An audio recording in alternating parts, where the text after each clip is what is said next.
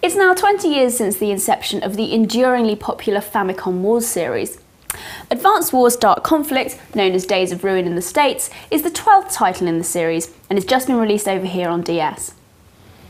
For those new to the series, this is a turn-based strategy game where you control units with varying strengths and weaknesses against an opponent's forces across a variety of different terrains and locations, either trying to destroy your army, capture their headquarters, or complete a set objective. The series is known for mixing really great strategy gaming with cutesy bubblegum charm. Now here, the beautifully drawn pretty girls and pretty boys and rugged army types still have a lot of chatter in the story mode, including during battle, which, although I like, can be a bit jarring. But this time out, the conversation and setting are a lot gloomier than previous incarnations, with a post-apocalyptic plot, moodier graphics, and some really quite wanky contemplations on war and hope, as opposed to the fun banter that fans of the series are more used to. Dark Conflict also has a whole new cast of characters. The game itself is actually incredibly accessible, much more so than Dual Strike ever was, and the first few battles are designed to gradually introduce you to different aspects of the game, such as dealing with the fog of war or manufacturing and supply during battle, as you play out smaller, simpler skirmishes. Also, some of the more complicated features, like pipe runners and stealth fighters, have been removed. But while it's incredibly easy to just pick up and get going, it is a subtle game at heart, which will reward careful consideration and understanding of resources and strategy, and learning which units work best in which situations and how to combine them.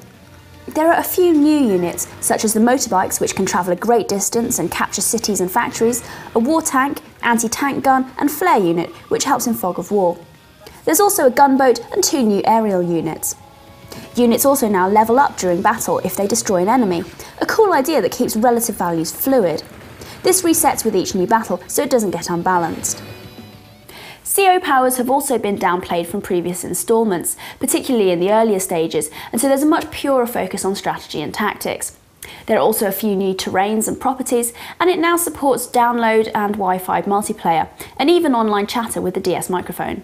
As well as the main 26 mission long campaign and the multiplayer options, there are also 38 unlockable trial maps, which are harder than the campaign missions. You can also access these straight away in free battle mode. These features replace the old war room though, which will be a disappointment to some fans. Another neat feature is the design room, where you can use the pretty intuitive editor to make your own maps, which you can share online. Sadly, there are not as many unlockables as there were in previous versions of the game, and there's also no shop to spend your hard-earned points.